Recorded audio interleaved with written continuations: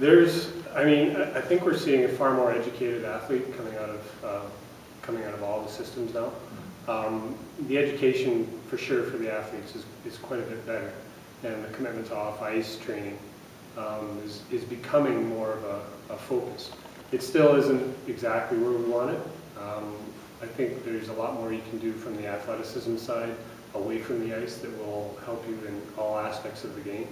So instead of being one-dimensional hockey only, I think you saw it today with the training, it's multi-directional, multifaceted, incorporates everything from speed development to speed endurance to strength to explosive power, and right through to just general core and athleticism work. You incorporate that into your training program on a regular basis, and you're going to come up with a pretty good package of training. So the commitment to off-ice training, and we're seeing from the professional level, and one of the older guys at one point said, some kid figured out that if you train all year, you're that much better, and that wrecked it for all of us. So now they know it's a 12-month a year. I mean, obviously, other than 2, 3, 4 weeks of downtime, which is actually just active rest. It's not even sitting on the couch. It's just activity-based. Training is essentially heavy-duty training, whether it's on the ice or off the ice, is 11 months a year. And that's one of the biggest changes that I see, is that commitment to it. And I think we're also seeing far more value being put on the trainers who are doing the work. So the strength and conditioning guys who are out there, if they're good, they're of great value, and they can make such a huge difference to someone's career. We try and view the game as the highest form of training. So if we take that as the model, the training around it, in some cases and in some phases, depending on what your schedule is like, it's a maintenance phase, and try not to have that attrition. But there are spots in our season where you can do some acquisition, absolutely. And it's up to me and all the other strength coaches to have a look at the schedule that's presented to us every July. Break it down into those, here's your highest level of training, but where are those areas that you can make some gains, both in strength. Not as much in speed because you're fatigued, but definitely dynamic strength movements. And I'm not how much bench press can you do or how much squats can you do, but hanging on to it but being dynamically strong is a lot different than just being weight room strong. So that's where it's up to the strength coaches to become a little bit of an artist, and to be able to recognize where those areas are necessary, know when to pull back, and know when to give a little bit of a push.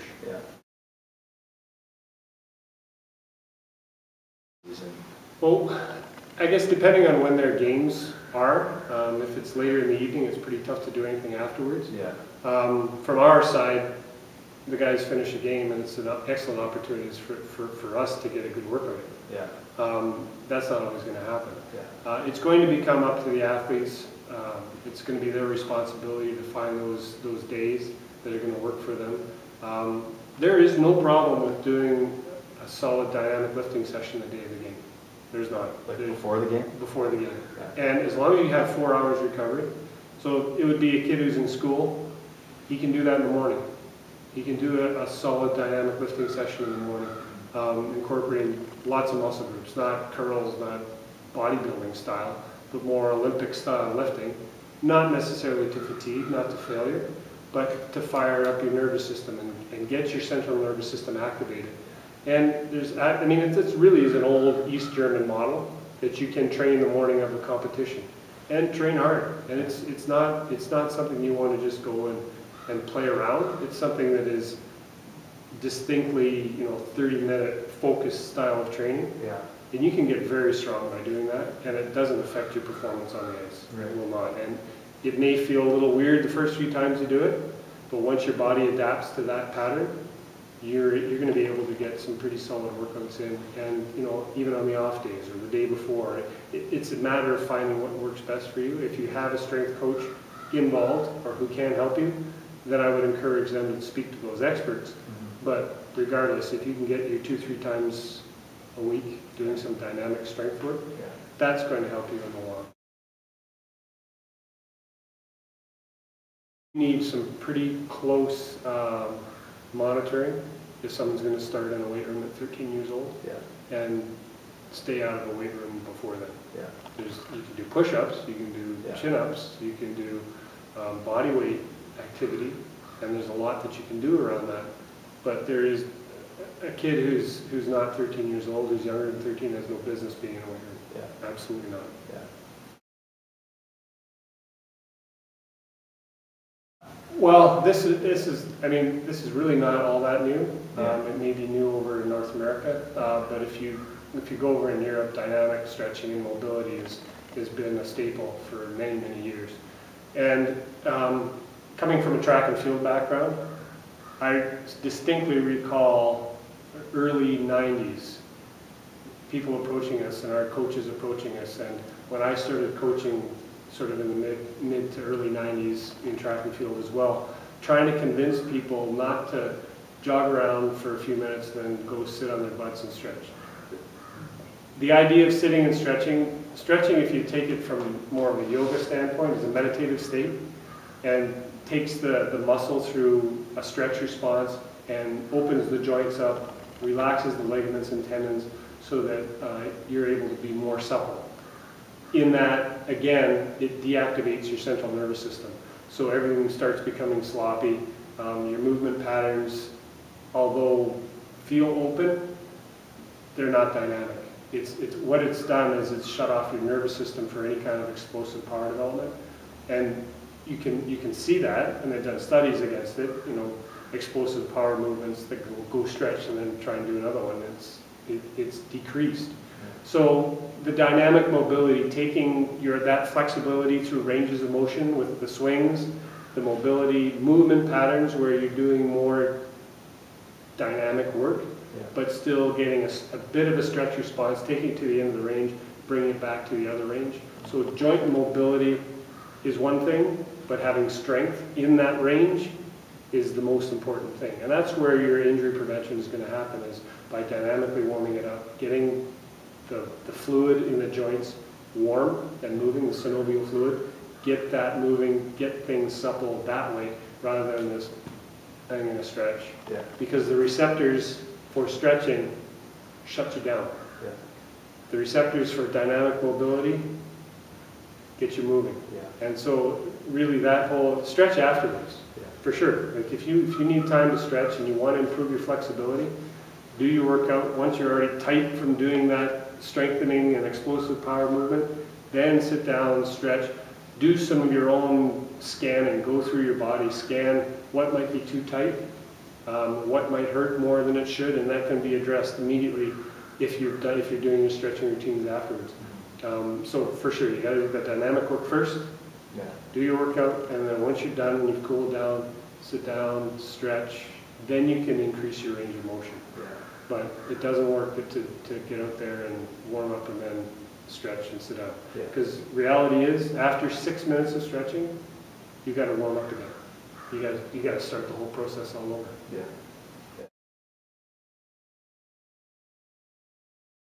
Immediately, right away, as early as you can.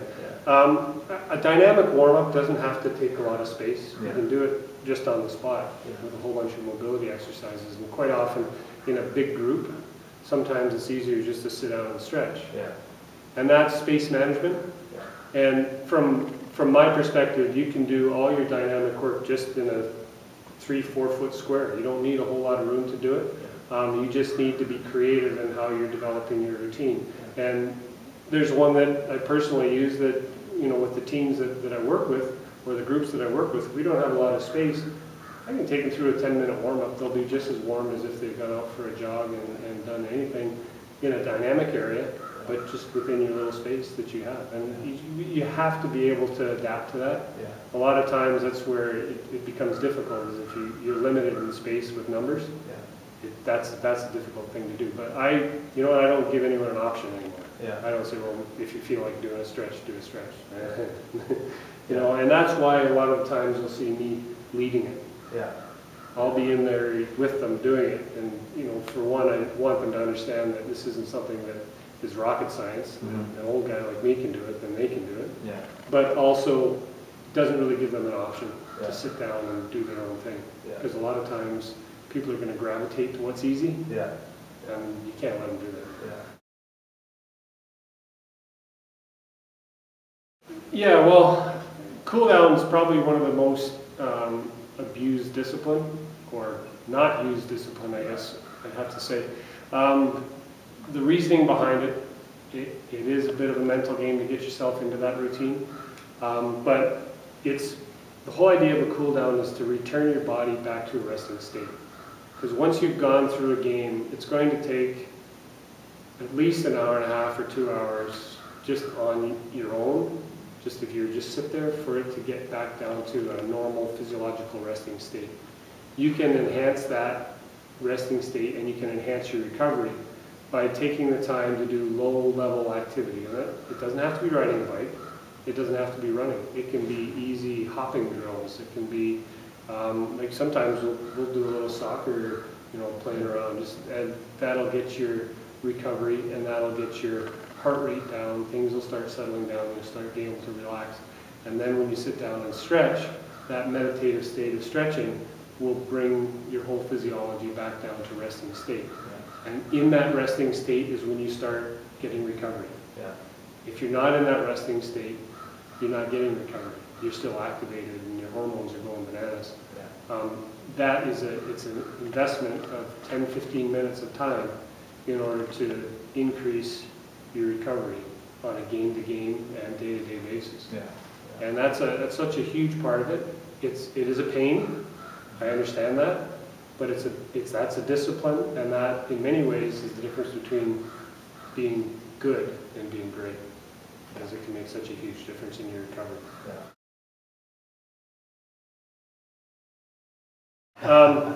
That's a tough one. I mean, I could say athleticism. From a physical standpoint. But speed. And I don't, like, that's a tough one because I don't really want to categorize it in any one thing.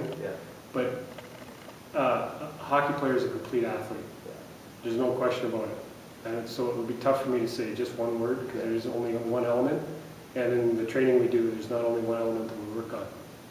But if you have to do it, athletic speed, and that's one of the biggest things. Work is work, and you got to put the work in. But you need the speed.